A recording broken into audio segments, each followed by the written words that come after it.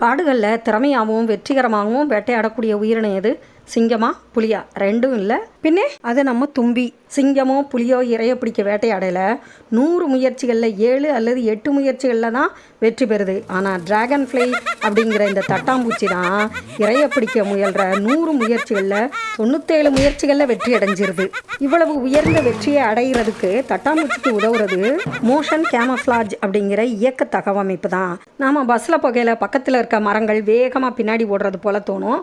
ஆனால் தொலைவில் உள்ள குன்றுகள் மலைகள் அந்த வேகத்தில் ஓடாது. இதுக்கு காரணம் நம்ம கண்களுடைய பார்வை கோணம் தான். காரணம், அருகில் இருக்க பொருள்களை பார்க்கல நம்ம கண்களுடைய பார்வை கோணம் வேற, தொலைவில் இருக்க பொருள்களை பார்க்கல நம்முடைய கண்களுடைய பார்வை கோணம் வேற.